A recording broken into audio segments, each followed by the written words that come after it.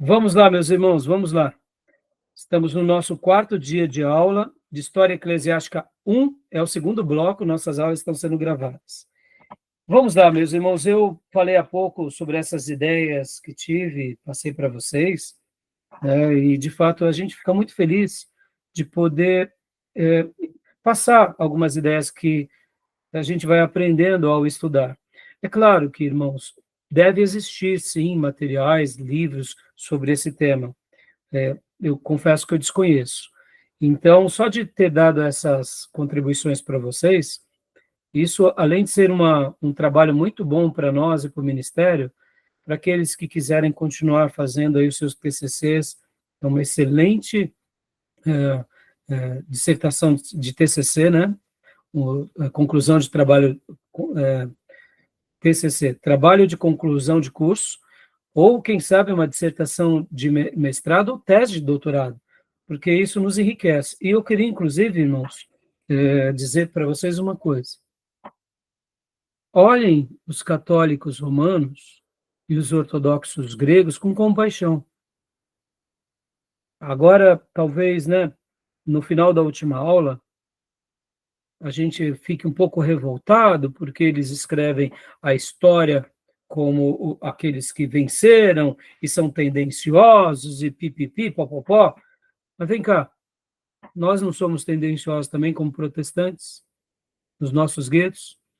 Quantas vezes pastores mal intencionados nos conduziram para coisas que, quando a gente caiu em si, a gente fala, pelo amor de Deus, como que eu fui me deixar levar por alguém? Então percebam que nós somos influenciados por pessoas que têm o dom da oratória, somos influenciados pela questão religiosa, somos influenciados pelo meio, somos influenciados, né, de uma forma direta ou indireta. Olha só hoje, por exemplo, o quanto de influência temos no protestantismo moderno, no pentecostalismo, e o quanto, muitas vezes, irmãos nossos se enveredam para erros gritantes e começam até a praticar certas coisas que para nós é uma heresia. Ou seja, somos tendenciosos e tem horas que nós não percebemos. Então, olhem para eles como pessoas que aprenderam de forma errada. E eu digo isso porque eu fui um católico durante muitos anos da minha vida e eu tinha eles como a igreja correta. E a gente tem que orar para que Deus abra os olhos deles, assim como continue abrindo os nossos, para que a gente não se enverede para nenhum erro. Como eu disse, quantos são os alunos e irmãos que eu ajudo e depois de algum tempo eles dizem para mim, pastor, eu comecei a ter tais práticas, porque o meu pastor me ensinou, e quando eu fui ver, eu vi que aquilo era antibíblico, ou seja, somos pessoas que padecem desse mal. E ainda quando uma igreja ela se torna um braço da política e um braço da sociedade, há uma força muito grande, uma energia muito grande e uma manipulação. E aí o diabo usa essa força toda a favor daquilo que ele deseja. Então, que a gente possa olhar, né, para nós mesmos e para a história com muita compaixão, tá bom? E agora, meus irmãos, falando um pouco sobre a influência política sobre o cristianismo, eu quero agora continuar lendo o material do professor André, da onde tínhamos parado na última aula. Então, eu vou estar abrindo aqui para vocês o slide número 4, né? E vamos continuar lendo. Nós tínhamos parado nesse momento. Gil, leia para nós. Leia para nós, por gentileza, porque agora vai ser bem interessante. A gente vai falar de Constantino. Deixa eu fazer uma pergunta aqui para vocês, irmãos. A gente olha para a figura de Constantino, a gente olha para essa nova fase que o cristianismo entra na história mundial, porque, irmãos, querendo ou não, no momento em que Constantino muda a regra do jogo e de igreja ilegal passa a ser igreja tolerável, e ele mesmo se converte, e ele mesmo usa do cristianismo como um meio para a sua grande conquista, a gente vai ver já já. Eu sei que a nossa tendência é julgá-lo como estadista, mas eu queria também aqui que você tivesse bons olhos, não só para Constantino, mas que você tivesse bons olhos daquela perspectiva de Daniel. Deus é aquele que governa sobre a história.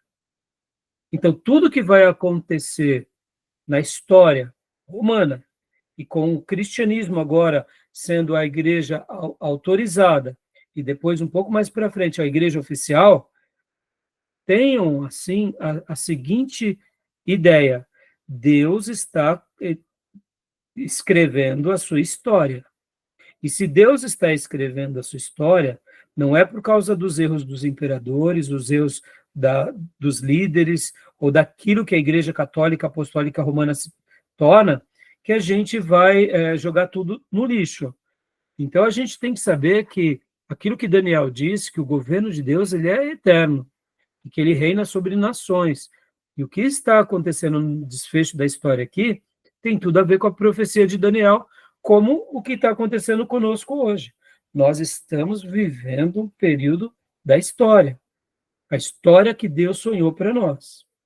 Não me pergunte por que isso acontece ou como acontece, mas nenhuma folha de uma árvore cai sem o consentimento de Deus e nenhum governante é colocado ou tirado sem o consentimento de Deus.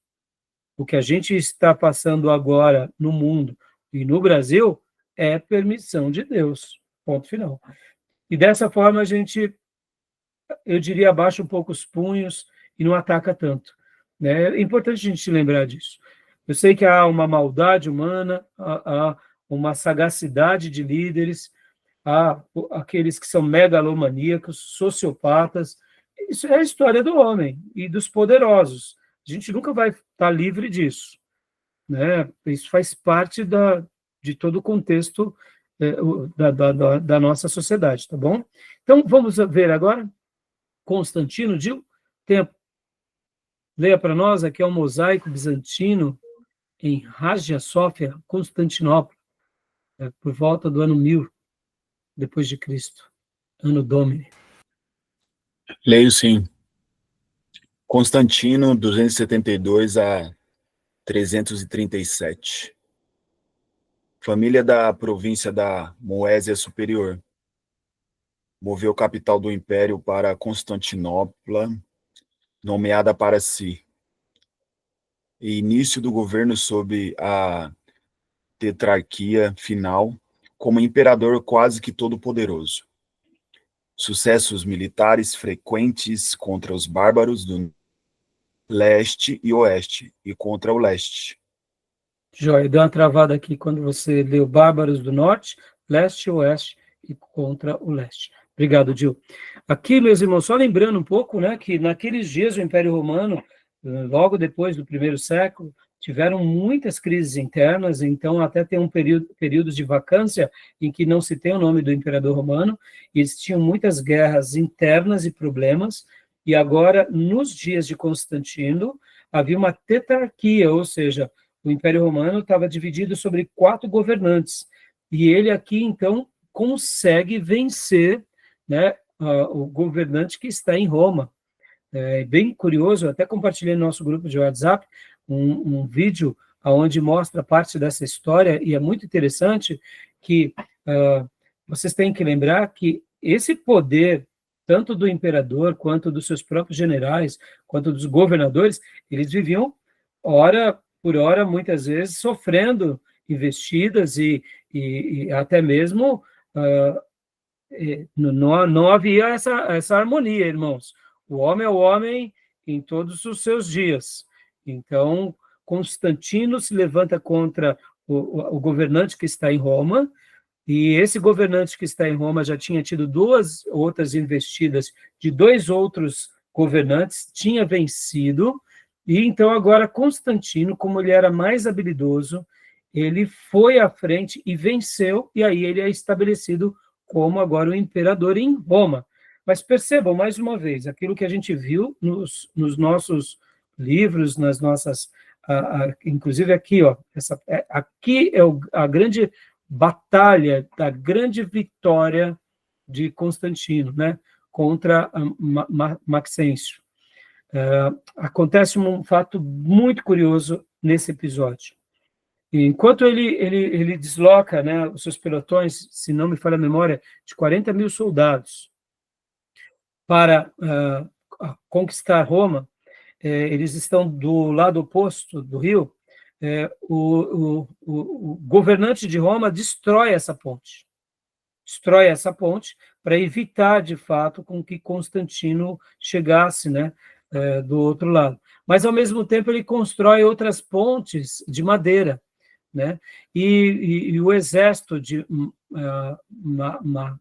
Maxêncio era muito maior, mas Constantino tinha muito mais habilidade de guerra. E na batalha ele acaba vencendo e possivelmente o governante cai aqui nessas águas desse rio. E já que as armaduras de muitos militares eram revestidas com aquelas proteções, eles acabaram morrendo. Não aqui, mas na ponte de madeira, como eu passei no vídeo para vocês. Agora, olha só que interessante, irmãos. Pouco tempo depois, aqui lembrando, deixa eu só mostrar aqui, pouco tempo depois, ele sai daqui da Itália, da Roma, e volta para Constantinopla, aliás, monta aqui em Constantinopla a nova sede.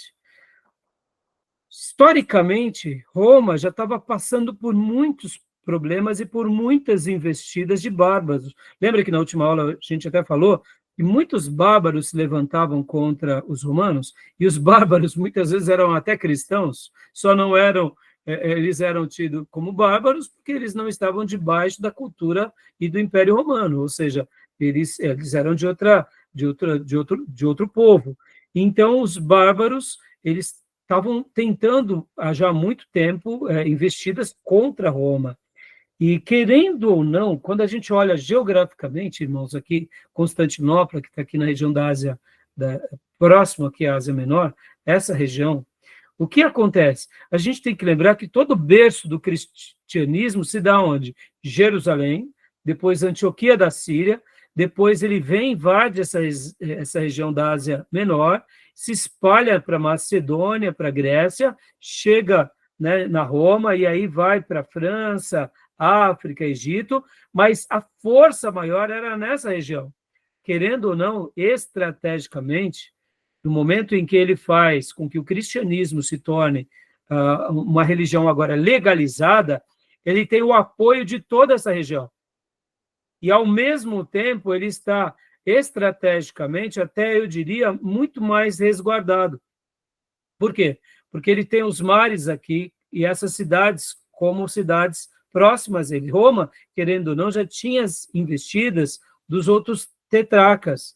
E ele sabia que, querendo ou não, poderia mais cedo ou mais tarde, se ele permanecesse em Roma, essa é uma dedução que eu tenho, também cair, né? Então, com a criação de Constantinopla e com vamos dizer assim, a nova sede do seu império em Constantinopla, ali muda-se a chave da história, e, querendo ou não, mesmo que o Império Romano caia, o Império Bizantino, como a gente sabe, se mantém de pé durante 1000 anos. Estratégico, né? Então, né? Oi? Foi estratégico, né? Essa é a minha dedução, Júnior. A ruína estava chegando já em Roma, né? Exatamente, né? Pode ver que a gente viu até na última aula os conflitos internos, os períodos de vacância de imperador ou de líder, porque havia guerras muito sérias lá. E, segundo os especialistas na história, a Roma caiu, o principal fator foi a questão econômica, porque manter as legiões fora de Roma, conquistavam uma província, ou uma cidade, ou um outro país, não era país, mas outro, era muito caro manter as legiões, os soldados. Exatamente. Acabou com Roma, o PIB de Roma. Exatamente. Irmãos, nós não temos noção disso, porque a gente não vive com guerra. Graças a Deus, nós temos um posicionamento, espero que se mantenha, de sermos um país neutro. Mas é muito caro uma guerra. É muito caro uma guerra. Isso na história da humanidade. Então, um imperador ou um rei que ele pretende ir à guerra, ele tem que saber muito do quanto ele irá gastar e do quanto ele irá lucrar. Porque, senão, ele assina a sentença dele de ruína. Exatamente, Júnior. Né? Querendo ou não, Júnior, ele já era um império ali estabelecido. Então, se manter ali nas suas fronteiras, né, se resguardando, é muito difícil. Bom, então, continuando aqui para nós, por favor, Gil. Batalha de Milvia. Batalha de Milvia, 312 contra Maxêncio, o sinal do Edito de Milão, 313. Declarava a neutralidade do império em questões religiosas. Desta forma, encerrava a perseguição e dava status de legitimidade ao cristianismo. Joia. O sinal aqui, na realidade, irmãos, olha que interessante. O que foi o sinal? Enquanto eles estavam se aproximando para atacar, contam alguns historiadores que Constantino teve uma visão. E nessa sua visão, ele inclusive pede para que os seus soldados colocassem nos escudos uma cruz, e com um símbolo, que seria o símbolo de Cristo. E aí eles atacam e vencem. A mãe de Constantino já era cristã. Ora, irmão, você é um líder, você está numa guerra, você imagina, ou hipoteticamente, não vamos acreditar que foi mesmo, julgue você como você entender. Você acaba criando o quê? Empatia ou hostilidade por aquilo. Por isso que Constantino, se isso foi verdade, ótimo. Se não foi verdade, foi uma boa manipulação. Isso a gente não vai saber, né, irmãos? Eu confesso. Mas os escudos dos seus soldados receberam, né, essa marca como se fosse uma cruz, tá bom? Uma cruz. E por essa razão é a questão do sinal e a ponte. Então, essa ponte ela muda a história da humanidade. A batalha dessa ponte muda a história. Pastor, mas por que o senhor está sendo tão enfático? É simples, porque agora o cristianismo recebe a legitimidade. Ele não é mais inimigo. E ele passa aqui agora a ter esse valor, e com o próximo imperador ele se torna a religião oficial. E querendo ou não, o cristianismo então passa, mesmo com a queda do Império Romano, séculos depois, ele se mantém de pé. Ou seja, o Império Romano político deixa de existir, mas agora nasce o Império Romano religioso. É interessante, não, irmãos? Olha só que interessante. O Império Romano político, depois de alguns séculos para frente, vai deixar de existir, mas o domínio romano sobre o mundo continua até os nossos dias. Ou não? Por causa da força do romanismo sobre todos os países católicos. A influência do catolicismo, ou seja, um poder religioso sobre o mundo, principalmente europeu, e aonde a influência católica chega. Então, percebam que aqui, com Constantino, a gente vai ver coisas bem interessantes. Tá bom? Pode ler para nós? Esse é um busto, né, de Constantino. Torna-se o único imperador em 324. Desejo de restauração do antigo Império Romano, com base na religião cristã, ao contrário de Diocleciano e Maximínio Daza, entre parentes pagãos. Dá uma pausa aqui, por favor, Gil. Percebam que agora ele poderia fazer as mesmas coisas que Diocleciano. Dizer o seguinte, olha, quem não compactuar disso vai ser morto. O que ele faz? Ele sabia da força do cristianismo. Então, ele, ao invés de ser hostil ao cristianismo, ele se torna agora alguém que vai tratar bem os cristãos. E como eu disse na aula passada, irmãos, para os nossos irmãos desses dias, isso foi um milagre. Depois de praticamente 300 séculos, você ter um imperador que não era mais hostil a você. Então, a gente, ao mesmo tempo que foi um mal, se tornou uma grande bênção para aqueles que lá viviam, que queriam criar as suas famílias, em qualquer lugar, tá bom? Continua lendo para nós, por favor, Gil. Ampliação e transformação de Bizâncio e transformação da nova capital em 330. Distanciada da velha Roma, na qual os patrícios pagãos tinham influência. Opa, patrícios pagãos. Então, querendo ou não, aquela força do paganismo grego-romano e tantas outras coisas ainda tinham muita força naquela região. Irmãos, querendo ou não, o próprio romanismo ele está calcado em cima do paganismo grego. O paganismo grego e romano, eles flertam os mesmos ideais. E Roma, querendo ou não, ainda, vocês têm que lembrar, que desfrutava de uma história centenária. Então, nada mais, já que ele muda, ou pelo menos ele começa a colocar um novo grupo como um grupo da sua influência, nada melhor do que mudar também a sua sede. E aqui no gráfico, né, irmãos, olha, Roma, e sua capital do império, e Constantinopla, que é aqui, próximo à Turquia, na realidade é essa pontinha, né, que praticamente quase que liga a Ásia, tá, irmãos? Bem aqui tem um gráfico melhor, ó. Aqui é um outro desenho que mostra um pouco como que eles como que seria Constantinopla. Está bem pequenininha, então não dá para, se eu aumentar muito aqui, vai ficar... Mas depois vocês podem, eu mandei para vocês esse gráfico, que vai mostrando um pouco de como que eles, o que seria cada uma dessas partes, tá bom? Ó, deixa eu só aumentar mais um pouco, joia. Tá vendo? Aqui tem as descrições de cada ponto, o que elas representariam, e aqui embaixo vem as outras descrições. Império Bizantino. Constantinopla, né?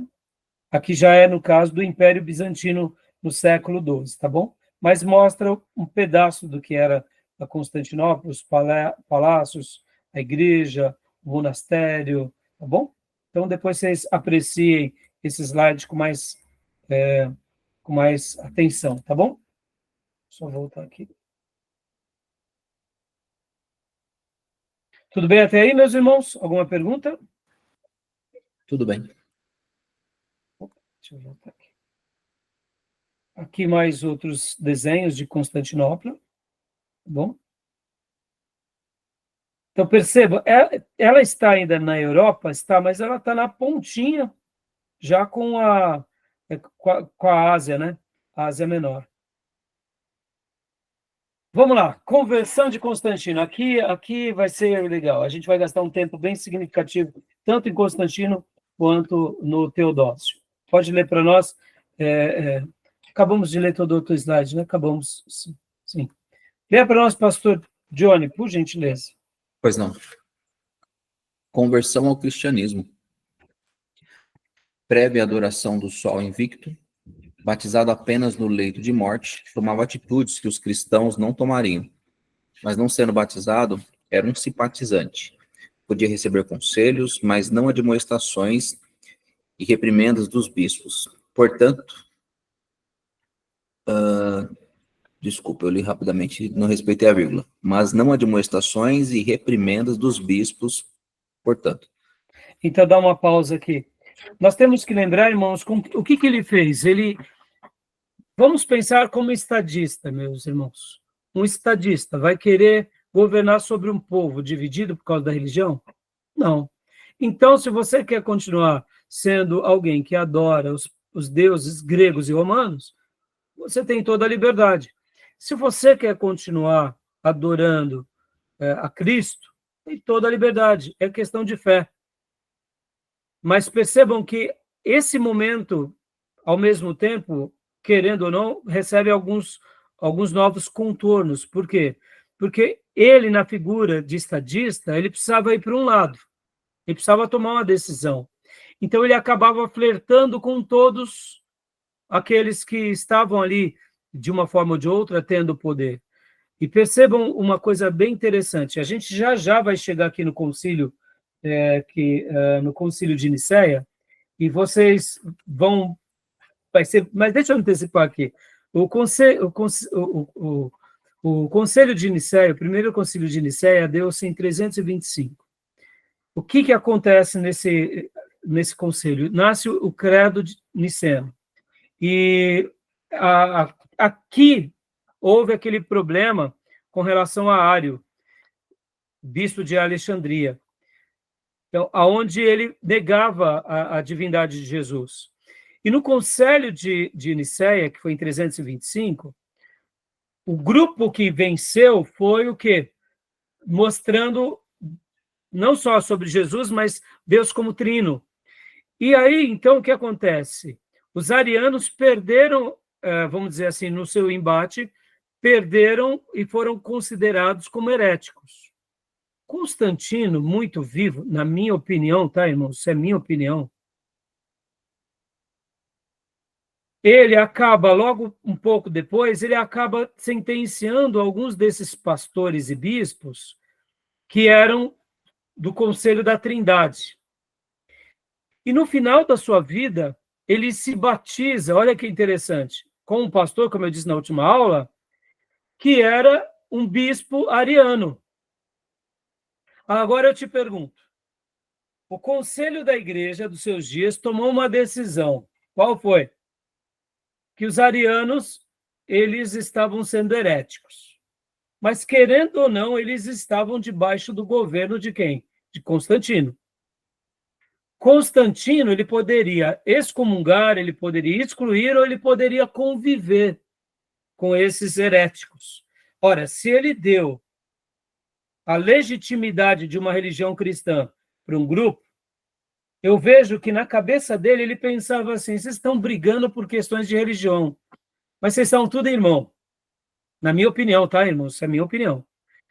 Então, qualquer um que ganhasse no Conselho de Nicéia, vamos supor que no Conselho de Nicéia, Ário ganhasse e que as doutrinas dele fossem validadas e o grupo da Trindade perdesse. No final da vida de Constantino, ele ia se batizar, na minha opinião, pelo grupo que perdeu. Porque, irmãos, você vai se levantar contra o grupo que batizou o imperador?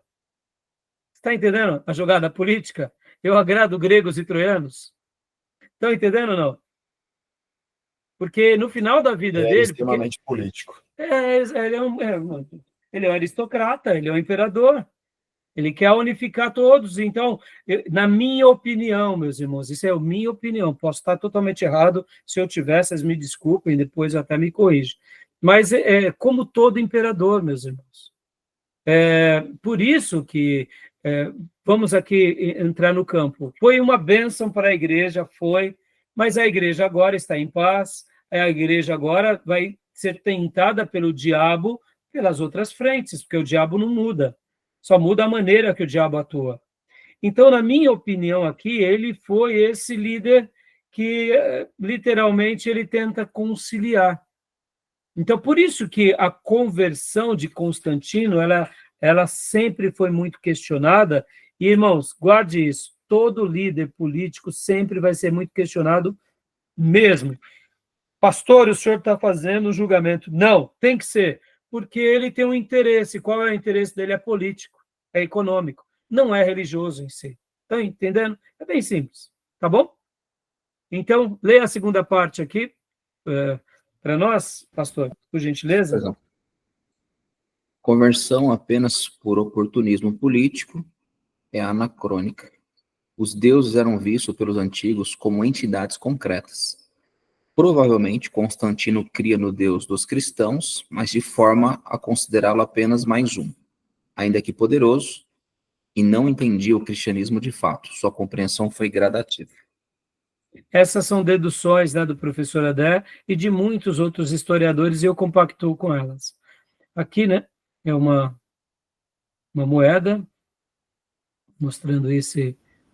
Mas olha que curioso, né? Essa revelação, ou pelo menos esse entendimento gradual, não está muito diferente do que a gente percebe no dia a dia de hoje, né? Um presidente americano, pastor Johnny, ele é de fato um protestante, ou ele é político, entendeu? Bush, quando declarou guerra contra a Al-Qaeda e principalmente Osama Bin Laden e contra o Iraque, o que ele falou? Que Deus protege e abençoe a América. Ou seja, a história se repete, irmãos, a história se repete. Agora, por isso que políticos têm que ser colocados no seu devido lugar e a igreja tem que se colocar também no seu devido lugar. Quando um pastor, quando um líder religioso começa a flertar com os políticos, ele perde a sua essência, né? Não podemos ser ingênuos, não, né? Acho que o senhor bem... No final das contas, é isso. É isso. Essa ingenuidade nos atrapalha. A gente tem que ser criterioso. A gente vê isso na história do cristianismo, vê na história mundial, vê na história das grandes invasões inglesas, marítimas. Irmãos, é a religião, mas será que é só a religião? E aqui, irmãos, a gente não pode perder isso de vista, temos que respeitar. Por isso que aqueles que foram separados para a administração pública são administradores públicos, aqueles que foram separados para o sacerdócio são sacerdotes, para os profetas são profetas, cada um no seu quadrado, né? Tá bom? Fala, Júlio. Ele foi tolerante por oportunismo mesmo, questão política, e porque a liturgia de culto, ele mantinha tudo que ele acreditava, nos ídolos, no pagão. A liturgia do culto foi inserida muito desse paganismo da igreja. Ele não se desligou daquilo que ele estava nas origens dele. Então, é uma conversão questionável, né, Júnior? Questionável.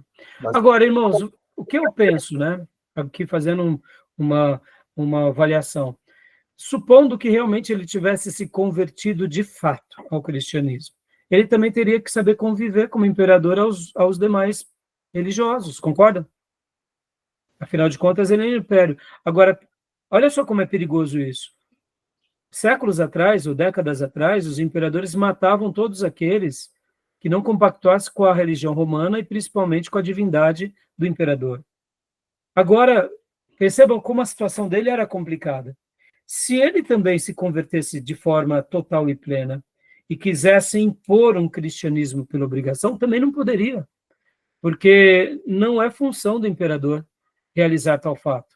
Sim, mesmo que ele fosse um imperador, ele não poderia impor algo que estava sobre ele, que é a vontade de Deus, que é a crença em Deus por livre e espontânea vontade. Ou seja, ele também estava numa situação delicada, todos os outros imperadores depois dele. Por isso que também é questionável, por causa disso, né? A gente vê ele se flertando com várias frentes. Sim. Mas também ele não saber respeitar seria uma atitude de intolerância. Sim, mas a questão é o seguinte, a questão dele ser como estadista, como imperador, como político, ele poderia ter a tolerância ao direito à religião, direito de culto, a todos. Porque até então o cristianismo que não tinha, o outro podia. O cristianismo era perseguido. Então ele podia deixar a tolerância para todos. E a questão pessoal, aí que eu digo, o político pode ser político, mas a questão pessoal é dele, como cristão.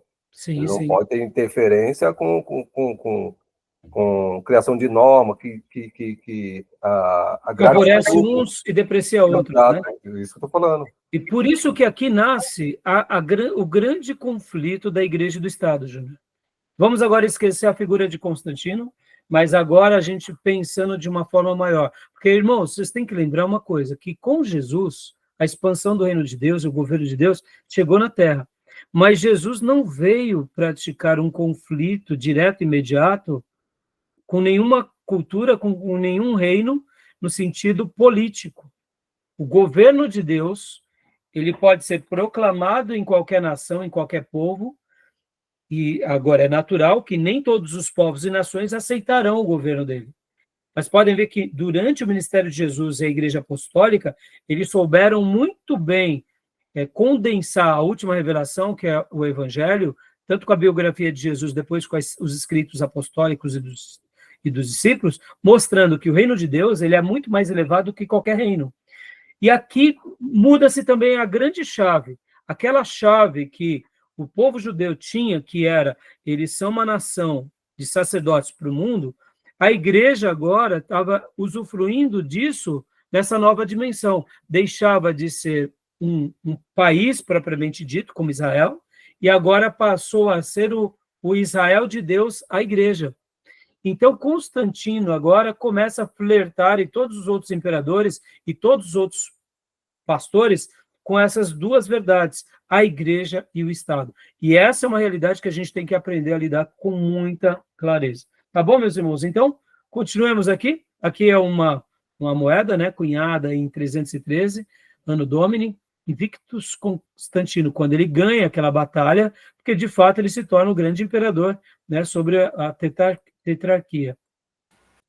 Leia para O nós. segundo rosto nessa moeda aí seria a mãe dele? Gil, eu agora não sei te dizer, não. Mas parece, né? Tipo, porque É. ela influenciou ele de certa forma. Eu não sei te dizer, não, viu? Mas eu acho que não. Eu deduzo, tá, Gil? Que aqui quando ele era um governador e aqui quando ele se torna imperador, tá? Eu deduzo, tá bom? Mas tem um significado de boa pergunta. Depois vamos tentar descobrir o que é isso. Vamos perguntar para algum historiador ou algum arqueólogo. Porque tem um significado, né? Porque eu deduzo ser o mesmo, só que aqui em dimensões diferentes. Ou, quem sabe, ele vencendo Maximínios, não sei. Né? Leia para nós, pastor Johnny, por gentileza. Leio sim. Então, em 324, é dito que o Deus dos cristãos teria de ser adorado por todos no primeiro dia da semana. 325, o Concílio de Nicéia. Opa, aí vem o Concílio de Nicéia, quando a gente falou há pouco que há... Então, olha que interessante, irmãos, como eu aprendi recentemente, que nesse concílio a gente poderia dividir entre cristãos católicos, que acreditavam na Trindade, e cristãos, no caso, ário, né, que acreditava sem ser na Trindade. É onde surge esse grande embate em 325. Né? E aí, como eu disse, foi vencido os arianos, e eles foram considerados nesse concílio como heresias, ou seja, vocês estão fora daquilo que acreditamos. Mais uma vez eu repito, como que eles sustentaram isso? Sustentaram porque Ário, de fato, acreditava em... Ele tinha uma visão distorcida do cristianismo. A gente já vai ver no material da professora Aparecida, eu separei aqui alguns textos, mas ele não acreditava em muitas coisas do Velho Testamento, do Novo Testamento também, fazia uma salada. Agora, mais uma vez eu digo, já não tinham o credo? Claro que tinham. Quem não... mas talvez venha a grande pergunta, mas Ário não acreditava. Ora, irmãos, a gente nunca vai estar livre daqueles que não acreditam em muitas coisas. Hoje em dia, nós, depois de 2000 anos de história, depois de termos a Bíblia já como a palavra de Deus, não tem um monte de líder que monta suas seitas heresias e ensina um monte de besteira ao povo e cria aí os neopentecostais e tanta besteirada e as pessoas estão seguindo? Ou seja, o fato de Ário crer daquela forma totalmente herética não omite o outro lado, que a igreja, nesses dias, em 325, já tinha, sim, os livros que eles viam como sagrados, mais uma vez mostrando que não foi a Igreja Católica que determinou o cânon, mas o cânon já existia de uma forma prática entre eles. Eles só não precisavam necessariamente falar abertamente, porque até então era uma coisa que, não que eles não falassem abertamente, mas eles não precisavam, por exemplo, ficar lembrando a todos do que eles criam, porque era praticamente um padrão da igreja, né? Tá bom? Então, continuando aqui. Leia para nós, Júnior, por gentileza, agora.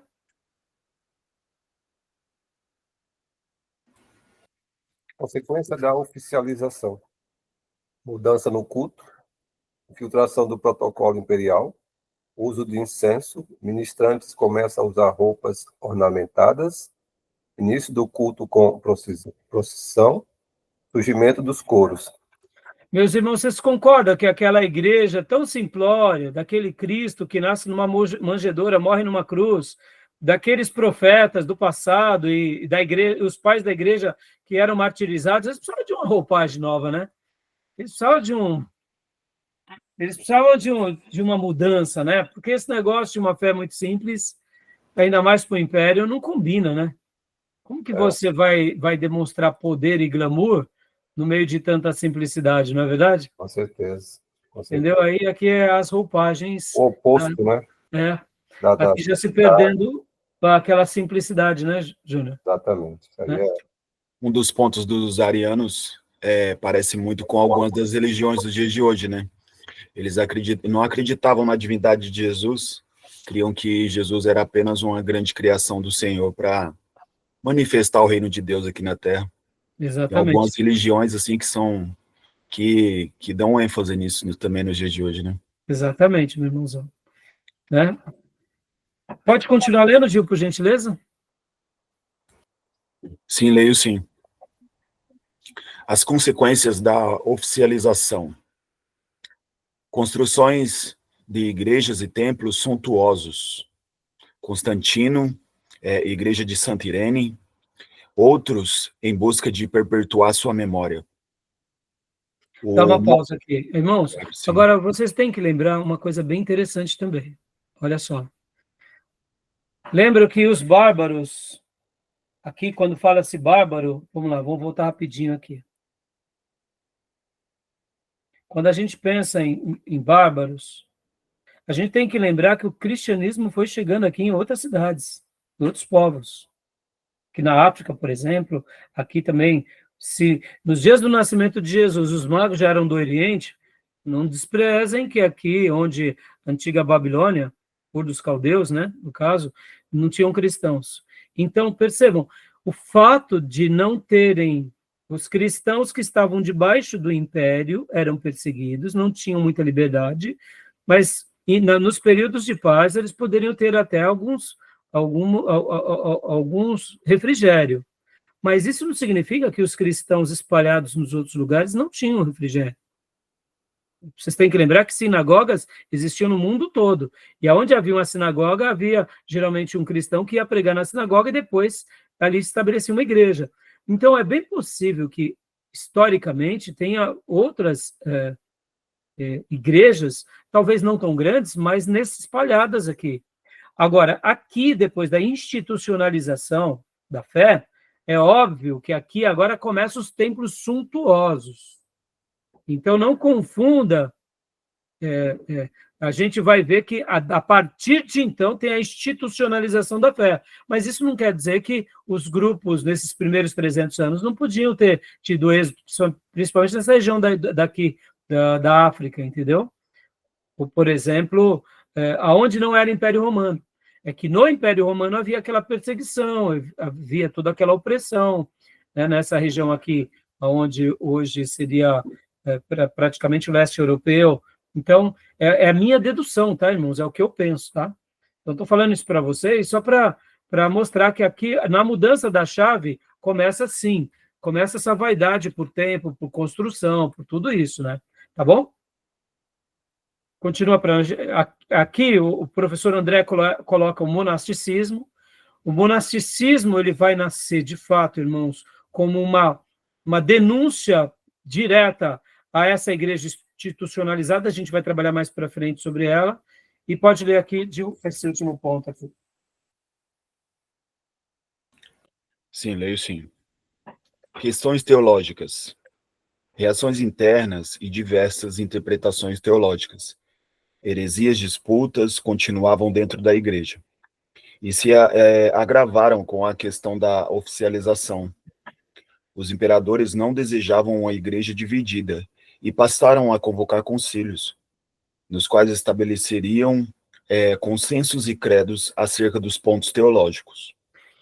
É aqui onde nascem as grandes teologias, é onde nascem as grandes resoluções, mas, ao mesmo tempo, a gente já conhece um pouco mais sobre essas questões, né? Mais uma. Aqui, o Concílio de Nicéia. Pode ler para nós, Gil, por gentileza. Concílio de Nicéia. Apoiado por Constantino, que presidiu e custeou as viagens dos bispos, ainda que não influenciasse no sentido das votações. Constantino provavelmente sequer entendia as questões tratadas e tinha como principal interesse uma igreja unida. A principal discussão ocorrida foi acerca do arianismo. Todo o cristianismo posterior baseou-se grandemente nas definições em Nicéia, em particular o credo, né? O credo, é que não está aparecendo aqui. Isso, o credo. Aqui é o imperador Constantino. Olha que interessante, gente, olha que legal. Aqui, nos pés dele é Ário. e aqui são os bispos ao redor, né? Tá bom? Temas tratados, né? A questão diária a respeito da relação entre Deus Pai e Deus Filho, ambos são um em ser ou apenas em propósito. Alexandre de Alexandria, aí tem aqui os textos bíblicos, João 10, 30, 17, 21, e Ário, João 14, 28, Colossenses 1, 15. A data da celebração da Páscoa, mês de Nissan, segundo o calendário judaico ou cristão. A apostasia donatistas e o cisma meletiano, o status dos que apontaram na perseguição de Licínio. Eu quero agora, eu vou ler bem rápido aqui. Pode ler para nós, pastor Johnny, por gentileza? Rapidinho sobre a vida diária. E aí eu vou ler outro material com vocês. Leio sim. Então, Ário, de 250, 256 a 336. Nascido na Líbia, presbítero em Alexandria, fundador da heresia de arianismo, mais ou menos 318. O arianismo. Cristo foi criado a partir do nada, mas não estava no princípio de todas as coisas, sendo de essência diferente do Pai. Cristo era divino, mas não era Deus. Cristo era subordinado a Deus. Tentativa de evitar politeísmo, julgando a trindade, a existência de 3 deuses. Isso. Os assuntos do arianismo a gente trabalha com mais ênfase em teologia sistemática, então eu não vou gastar muito tempo. Mas, de fato, é uma heresia, a gente sabe disso. Agora, percebam que ele era presbítero em Alexandria, algumas literaturas vão chamar que ele era bispo em Alexandria. Lembra que eu falo, irmãos, sobre essa questão da terminologia? Não muda, entendeu? Né? Aqui é o batismo mariano, né? Um retrato. Pode ler para nós agora. Opa. Pastor Johnny, continua para a gente, por gentileza. Pois não. Promulgada a lei canônica, 20 novas leis. Exemplo: primeira, a proibição da autocastração. Segundo, o tempo mínimo para os catecúmenos. Terceiro, proibição da presença de uma jovem mulher na casa de um clérigo que pudesse deixá-lo em suspeita. E do 9 ao 14, definição de procedimentos leves contra os que apostataram. Aí, ou seja, desculpa, pastor, aqui a gente já vê aquela questão, irmãos, de uma influência mais já politizada, né? A igreja passando por esse embate. Pode continuar, pastor, por favor? Pois não. A escrita do credo niceno. O cânon não foi decidido ou votado antes. Era considerado consensualmente pelos cristãos por ação do Espírito Santo. Os apócrifos apenas foram inseridos no cânon da Igreja Romana no século XVI, na Contra-Reforma. Mas já havia o consenso, né? Bom, vamos parar por aqui, nesses slides, pessoas... não, pode ler para nós. Leia para nós, pastor, por gentileza. Pessoas de destaque. Eusébio de Cesareia, 264 a 340, escritor da História Eclesiástica, obra que narra praticamente tudo o que se sabe sobre a história da Igreja Primitiva até o IV século. Agostinos de Hipona, o Santo Agostinho, 354 a 430, maior teólogo antigo e, juntamente com o bem posterior Tomás de Aquino, um dos 2 pilares de toda a filosofia medieval. De influência neoplatônica, deu definição e corpo ao conceito de trindade e, dentre muitas outras coisas, falou acerca de 2 cidades, a terrena e a celeste. Joia, como a gente já tinha mencionado. Só para a gente acabar aqui, o último slide, leia para nós, pastor, por favor. Olha, o monasticismo. Reação A. O cessamento de perseguições, união da igreja com o poder terreno, luxo e ostentação adentrando liturgia e etc., caminho estreito e caminho longo. Vida solitária em oásis ou lugares desertos, longe da sociedade e de tentações. Sacrifício pela solidão, em virtude do cessamento das perseguições. Joia. Irmãos, a gente vai continuar no último bloco, e a gente vai, logo na sequência, abrir aquele material que é o resumo da história, e a gente vai ler alguns pontos, só para a gente sedimentar tudo isso que a gente está vendo aqui no slide, são algumas informações bem interessantes. Mas aqui nasce aquela questão do controle hierárquico. aqui a hierarquia, o posicionamento político, o poder, aqui começa a ter tudo isso que a gente vai ficar mais sedimentado ao longo dos próximos séculos. É claro que a gente não pode julgar que todos se corromperam, não. A corrupção vai ser muito mais vista para frente, o monasticismo vai criar força aqui, mas, ao mesmo tempo, também vai ter sérios problemas, e é isso, a história vai sendo desenrolada. Tá bom? Alguma pergunta, meus irmãos, até aqui? Querem fazer alguma observação, algum acréscimo? Não?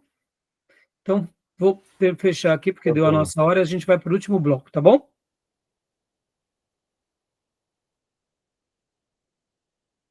Para a gravação.